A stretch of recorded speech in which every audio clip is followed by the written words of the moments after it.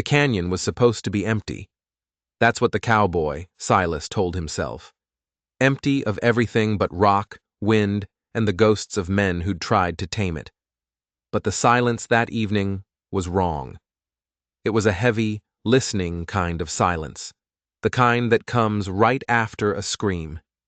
He reined in his horse, leather groaning in the quiet, and scanned the jagged walls of the canyon.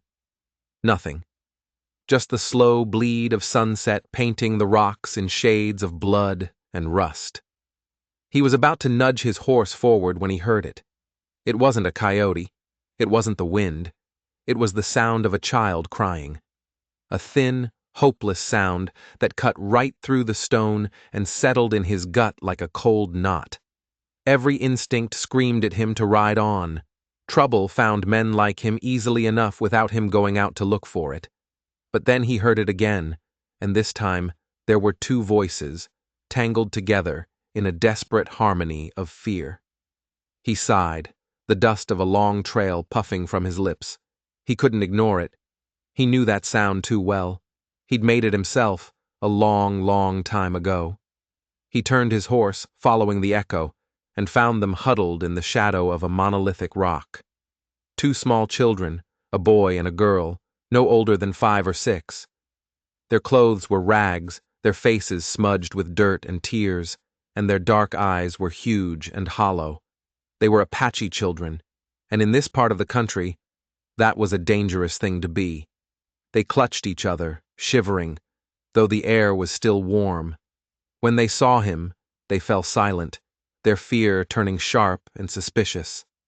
The little girl spoke first, her voice a fragile whisper. "Mama went to get food." The boy finished the thought, his chin trembling.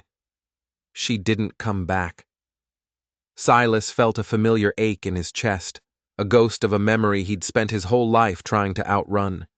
His own mother walking out into a blizzard, promising to return. She never did. He swung down from his saddle, moving slow, keeping his hands where they could see them. He knelt in the dust, bringing himself down to their level. "I'll help you find her," he said, his voice rough from disuse. He didn't know if it was a promise he could keep. He didn't know if he was riding toward a rescue or a grave. But as he looked into their terrified eyes, he knew he had to try. He was already in too deep.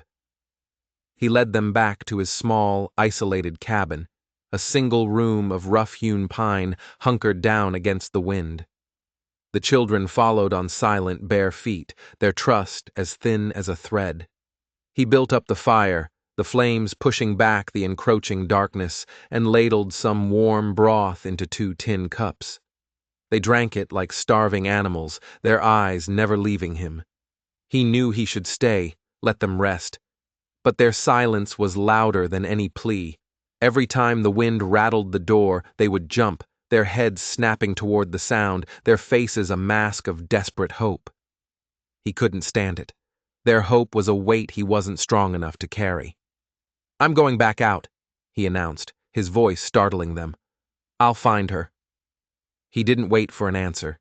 He saddled his horse again, the old leather familiar and comforting under his hands.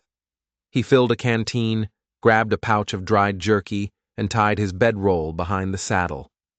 As he rode out, the lights of the town, miles away, were a faint, mocking glimmer. He could already hear the whispers. That fool Silas, meddling in Apache business. He'll get what's coming to him. He ignored the imaginary voices, focusing on the ground ahead. The moon was a sliver, offering little light. The canyon was a labyrinth of shadows and dead ends. He had to rely on his instincts, on the way the land spoke to a man who knew how to listen. A displaced pebble, a crushed bit of sagebrush, faint scuffs in the dirt that the wind hadn't yet erased. She had passed this way, and she'd been in a hurry. The tracks were erratic, stumbling. He pushed his horse harder, a sense of urgency clawing at him. A storm was building in the west, the air growing thick and heavy with the smell of rain. Thunder rumbled in the distance, a low growl of warning. He knew if that storm broke, any trail she'd left would be gone forever. The rain came suddenly, a cold, violent downpour that turned the dust to mud and blurred the world into a gray smear. The wind howled, tearing at his coat, trying to rip him from the saddle. He pressed on, his head down, his eyes straining to see through the deluge. The tracks were gone now, washed away. He was navigating on pure gut feeling, a desperate prayer humming in his chest. He thought of the twins, alone in his cabin, waiting. He couldn't go back to them with empty hands. He just couldn't. Then, through the sheets of rain, he saw a flash of color, a small scrap of fabric snagged on the thorny branch of a mesquite tree. He slid from his horse, his boots sinking into the mud, and carefully untangled it.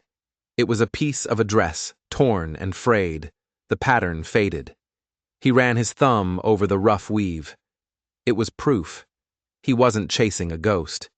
He clutched it in his fist and climbed back onto his horse, his resolve hardened. The storm could do its worst. He wasn't stopping. He was closer now. He could feel it. But he had no idea what he was riding toward. He thought he was looking for a lost woman. He was wrong. He was riding into a fight that wasn't his, for a secret that could get them all killed. Hours bled into a long, miserable night. Silas was soaked to the bone, his muscles screaming in protest, his eyelids heavy as lead. But the image of those two small faces kept him going. He followed the winding path of a dry creek bed, using the canyon walls to shield him from the worst of the wind.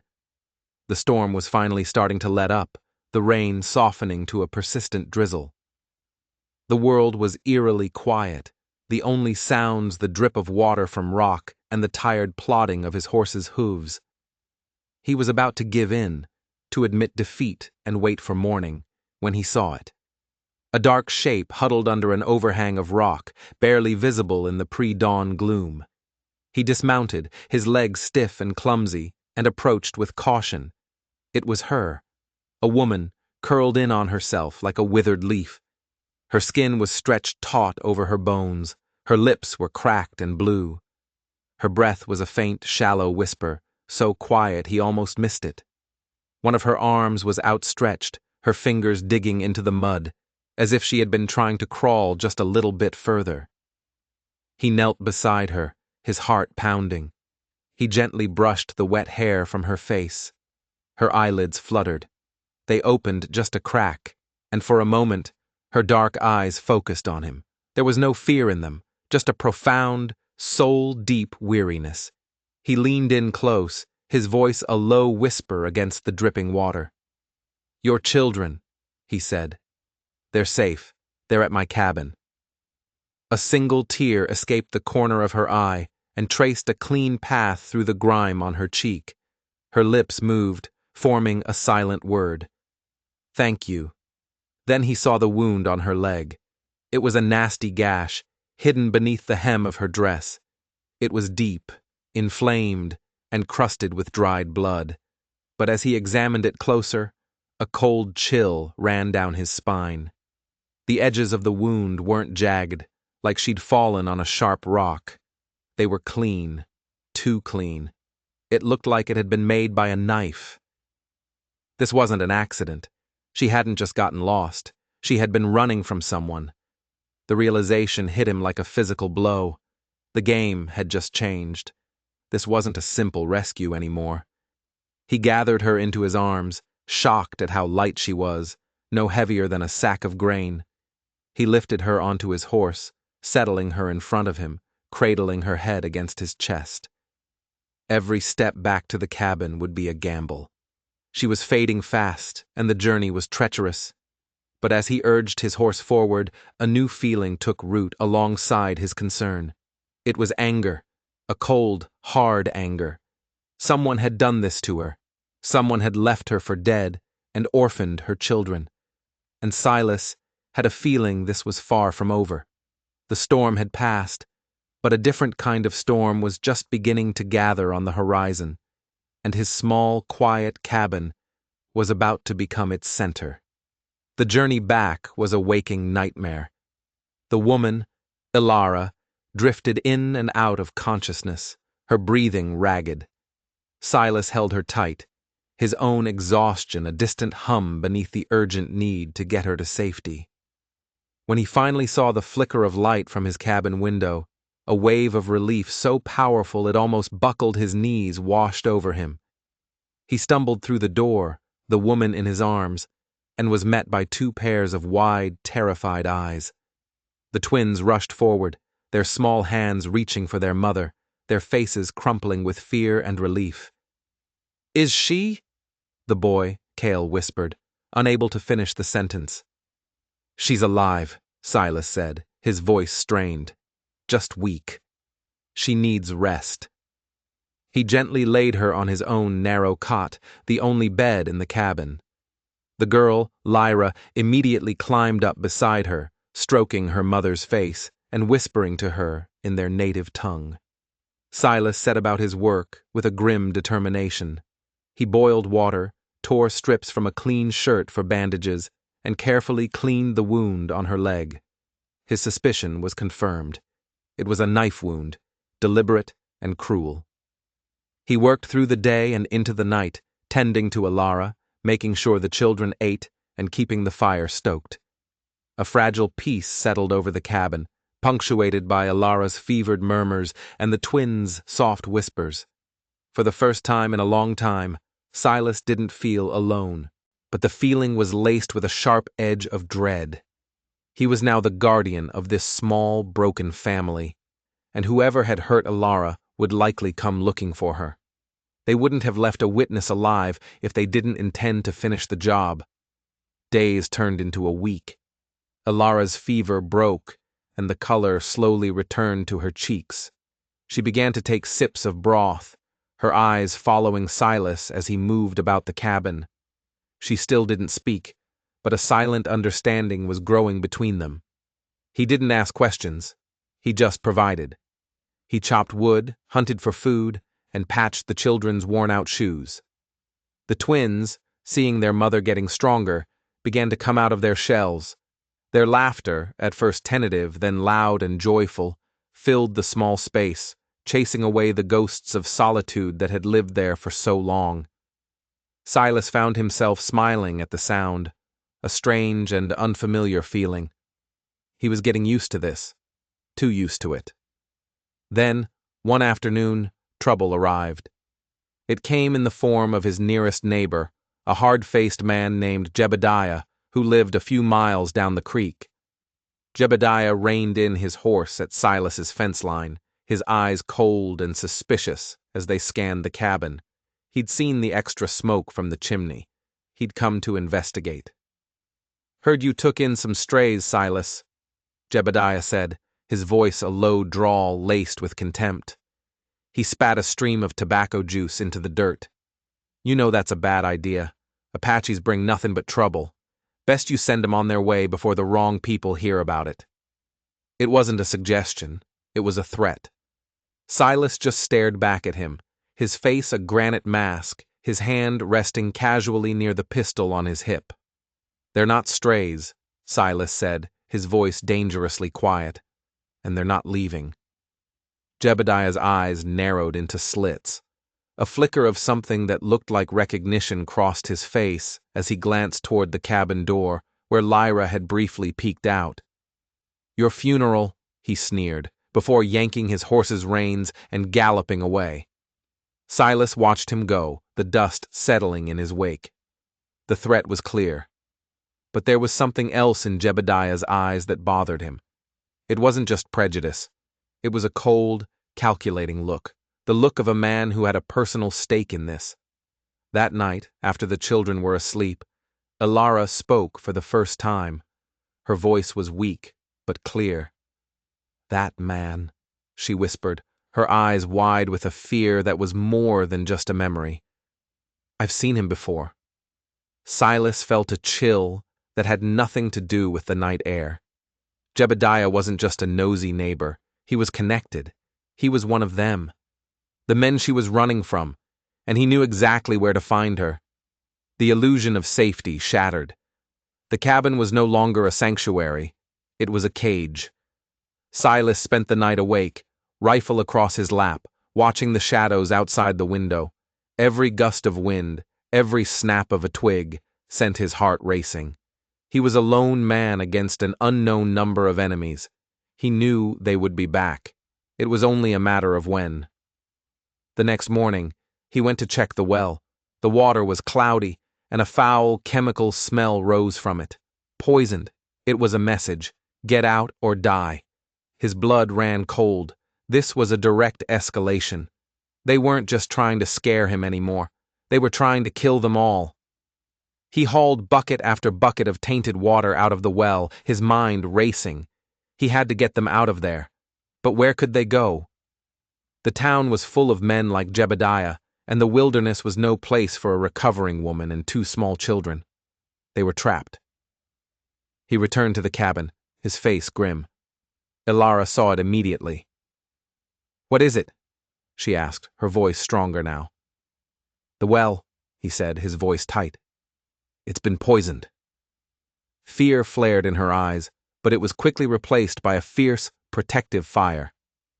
"They will not take my children," she said, a raw determination in her voice. She reached into a small leather pouch she wore around her neck, something Silas had assumed was a personal trinket. She pulled out a small folded piece of buckskin. She hesitated for a moment, then handed it to him. "My husband," she said, her voice catching. "He was a scout. He found something they wanted. They killed him for it." She unfolded the buckskin. It was a map, intricately drawn with charcoal and berry juice.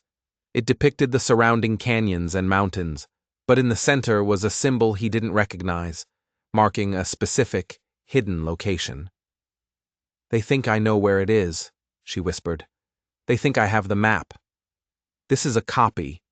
My husband made me memorize the real one before he—" She couldn't finish. Silas stared at the map, then back at her. This was what it was all about. Not just prejudice, not just land. It was about a treasure worth killing for. Suddenly, he remembered the scrap of cloth he'd found in the canyon. He pulled it from his pocket.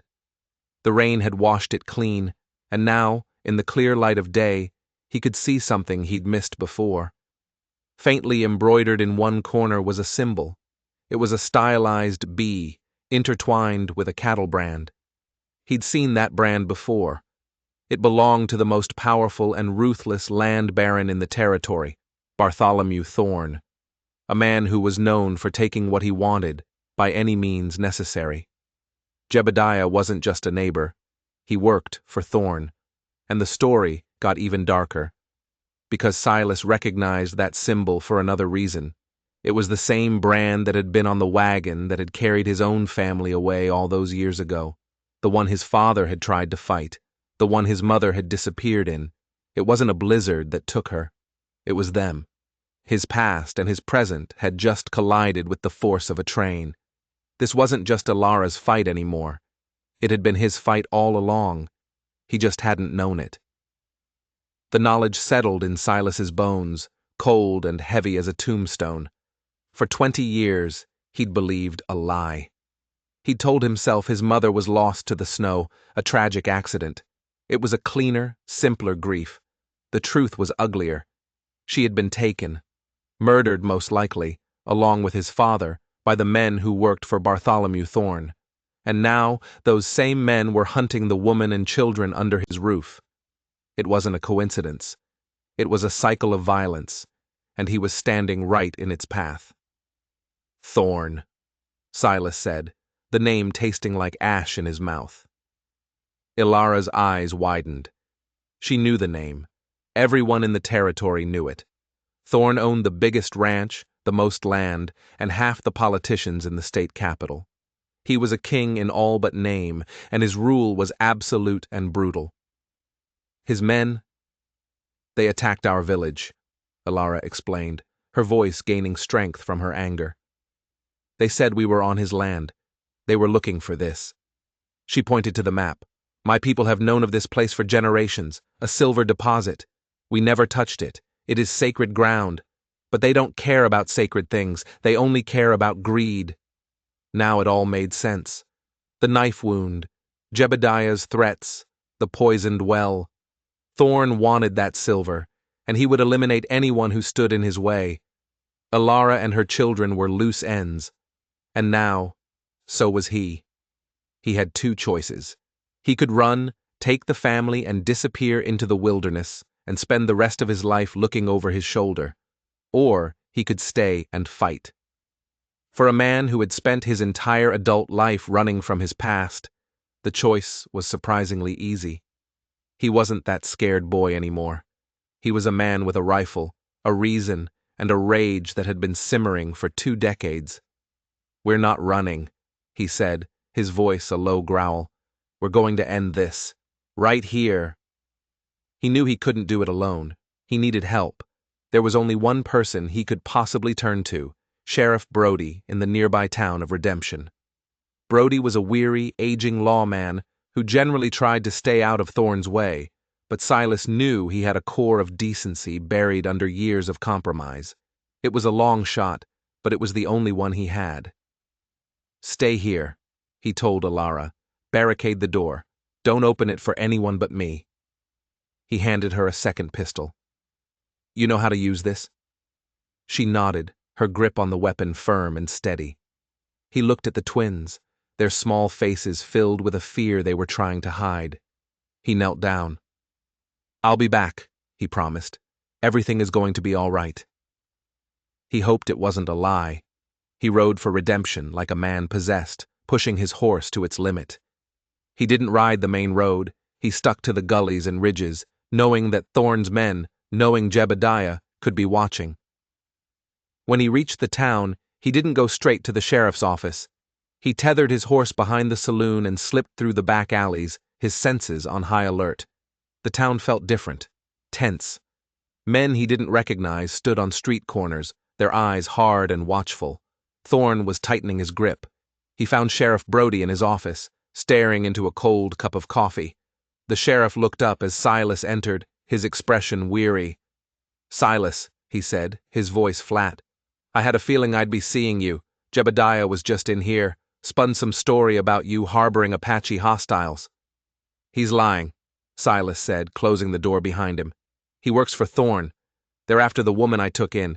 They tried to kill her and they just poisoned my well." Brody sighed, rubbing his face. "Silas, you know I can't go up against Thorn. He owns this town. He owns me for all intents and purposes. My hands are tied." "They killed my family, Brody," Silas said, his voice cracking with emotion for the first time. 20 years ago. It was Thorn's men, and they're doing it again." He threw the embroidered scrap of cloth onto the desk. "This was on the wagon they took my mother in, and I found it near the woman they left for dead in the canyon." The sheriff stared at the symbol. He picked it up, his fingers tracing the B. A flicker of something, shame, anger, regret, crossed his face. He knew the story. Everyone knew the story of the Homesteader family who had vanished after a dispute with Thorn's ranch hands. Everyone had just chosen to forget it. "Proof of what, Silas?" Brody said, his voice barely a whisper. "That Thorn is a monster? We all know that. A piece of cloth isn't enough to bring him down. He'll bury us both." "Then what do I do?" Silas demanded, his hope starting to crumble. "Let them be slaughtered?" The sheriff was silent for a long moment, his eyes fixed on the cloth. He looked old, defeated. Then, he slowly stood up and walked to the gun rack on the wall. He took down a shotgun and a box of shells. He didn't look at Silas. He just slid the shells into the gun with slow, deliberate movements. "I didn't say I wouldn't help," Brody said, his voice low but firm. "I said I can't go up against him officially." He turned, his eyes meeting Silas's. The weariness was gone, replaced by a grim resolve. "But Thorn and his boys are planning to ride out to your place tonight. Jebediah made sure of that. They're not planning on leaving any witnesses." The sheriff handed Silas a rifle from the rack. "It's a long ride back," he said. "You'd better get started. I'll be along shortly.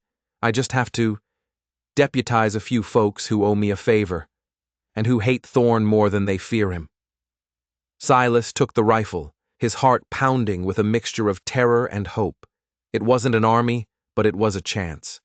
As he ran for his horse, he knew the night would end in one of two ways: in a blaze of gunfire that would consume them all, or in the dawn of a new day where men like Thorn no longer held the power of life and death over innocent people. The final battle was coming, and it was coming to his home. The ride back to the cabin was a blur of frantic energy. The sun was setting, casting long, menacing shadows across the land. Every rock looked like a man in ambush. Every gust of wind sounded like a gunshot. Silas pushed his horse mercilessly, the sheriff's words echoing in his mind. They're coming tonight. He had to get there first. He had to prepare. When he burst through the cabin door, Alara was waiting, pistol in hand, her face pale but resolute. The children were huddled behind her, their eyes wide with fear. "They're coming," he said, the words coming out in ragged breaths. "Thorn's men, tonight." He didn't have time to explain about the sheriff. He had to get ready for a siege. Together they worked with a silent, desperate efficiency. They barricaded the single window with the heavy wooden table. They blocked the door with the iron stove, leaving just enough room to shoot through. Silas checked his rifle and pistols, laying out his ammunition on the floor. Alara did the same. He looked at her, this woman he barely knew, who had been a fragile victim just days ago. Now, her hands were steady, her eyes clear and focused. She was a warrior, ready to defend her children to the death. He sent Kyle and Lyra to the small root cellar beneath the floorboards. "Stay down there no matter what you hear," he commanded, his voice softer than he intended. "Don't come out until I tell you." Lyra started to cry, but Kale put his arm around her, his small face a mask of bravery. "We'll be good," he promised. Silas slid the heavy wooden plank back over the opening, plunging them into darkness. His heart ached, but he knew it was the safest place for them. Then, they waited. The silence in the cabin was thick and suffocating. The fire had burned down to embers, casting flickering, distorted shadows on the walls. Outside, the world was dark and still. Too still. The first sound was the soft thud of a horse's hoof on dirt, then another and another. They were here. Silas moved to the door, peering through a small crack.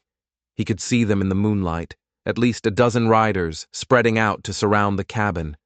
Jebediah was at the front, and beside him sat a large, imposing figure on a black horse, Bartholomew Thorn. He had come himself to finish the job. "Silas!" Thorn's voice boomed, a rich, arrogant sound that dripped with condescension. "You've made a grave mistake, my friend.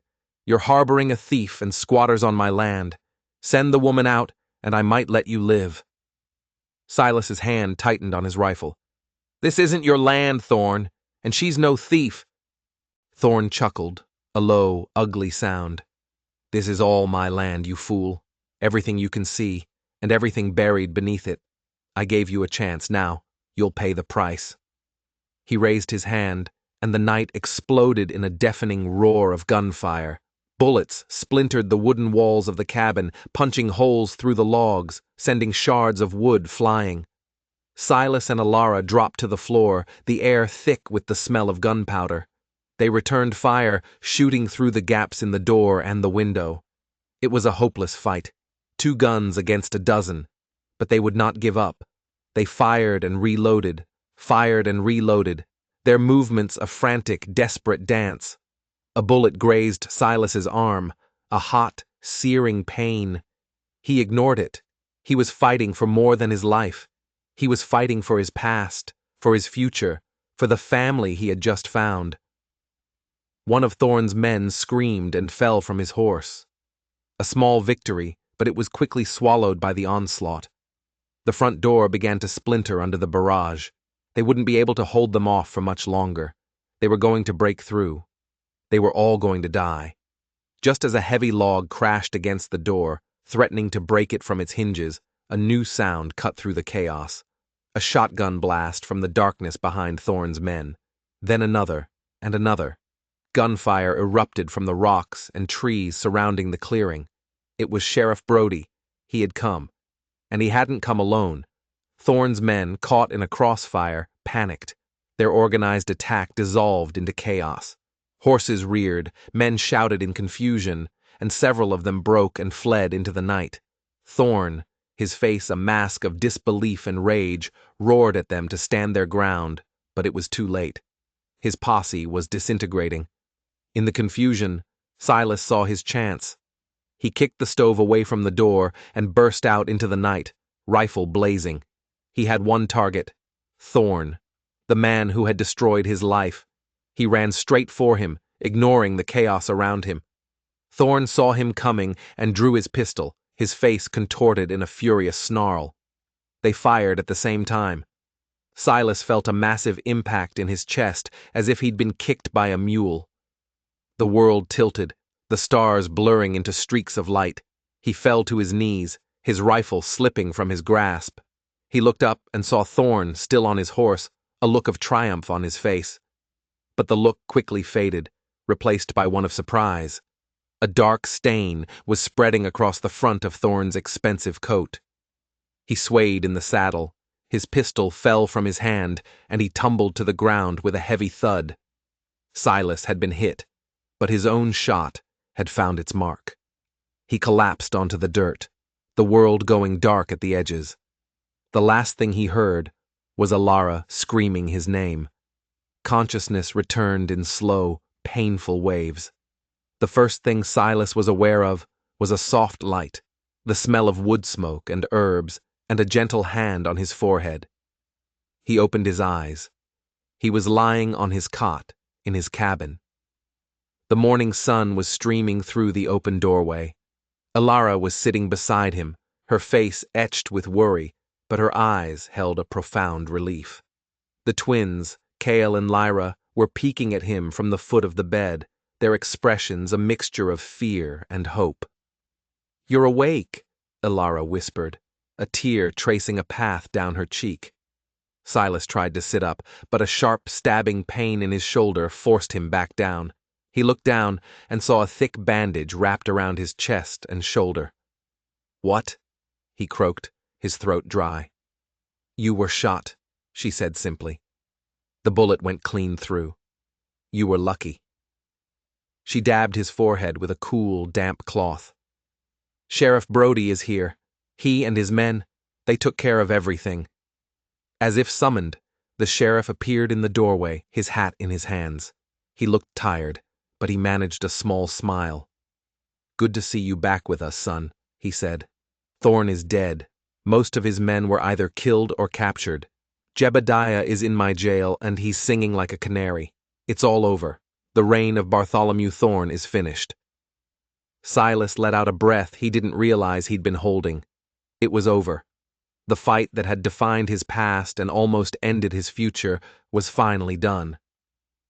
Justice, a word he had long ago stopped believing in, had finally been served. "The map," Silas said, his voice still weak. "Is safe," Brody assured him. "We found documents in Thorne's office detailing his illegal land grabs and his plans for the mine. With him gone, his entire empire will crumble. The land will go back to the state, and I'll make sure the claim on that silver deposit and the surrounding land is signed over to Alara's people. It's the least we can do." The sheriff looked at Alara, then at the children, and finally at Silas, lying wounded in the cot. "You did a good thing here, Silas," he said, his voice filled with a newfound respect. "A brave thing. This town owes you a debt." He placed his hat back on his head. "I'll leave you to rest. My men will stand guard for a few days, just to be sure." He nodded once, then turned and left. Silence settled over the cabin once more, but this time it wasn't heavy or tense. It was a peaceful, comfortable silence. Kyle and Lyra, no longer afraid, rushed to the bedside. Lyra took his hand, her small fingers wrapping around his. Kyle just stared at him, his eyes shining with a hero worship that made Silas feel both proud and deeply humbled. Alara continued to tend to his wounds, her touch gentle and sure. The days that followed were quiet and filled with healing. Not just the healing of his body, but the healing of four broken souls who had found each other in the midst of violence and chaos. The laughter of the children became a constant presence, the cabin filled with the smell of Ilara's cooking, and the lonely silence that had once defined Silas's life was replaced by the warmth of a family. One evening, as the sun set, casting a golden glow over the canyon, Silas was sitting in a chair outside the cabin, watching the children play. Ilara came and stood beside him, a shawl wrapped around her shoulders. They watched the twins chase fireflies in the twilight. "My people will be coming soon," she said quietly.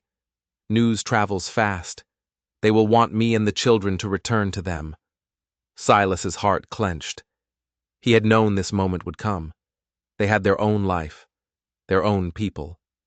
He was just a temporary guardian, a passing chapter in their story. He said nothing, just stared at the horizon, his face impassive.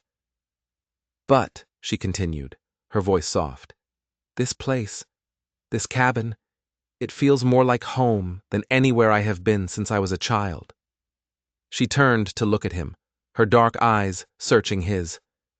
"We do not have to go, if you would have us." It wasn't a question of duty or pity or debt. It was a simple, profound offer, a chance to build something new from the ashes of their old lives, to create a family not of blood, but of choice. Silas looked at her, at the strength and grace that had endured so much pain. He looked at the two children, their joyful shouts echoing in the canyon.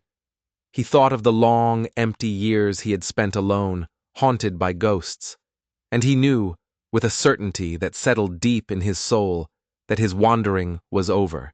He had been found. He reached out and took her hand, his rough, calloused fingers intertwining with hers. "I would," he said, his voice thick with emotion. "I would have you stay."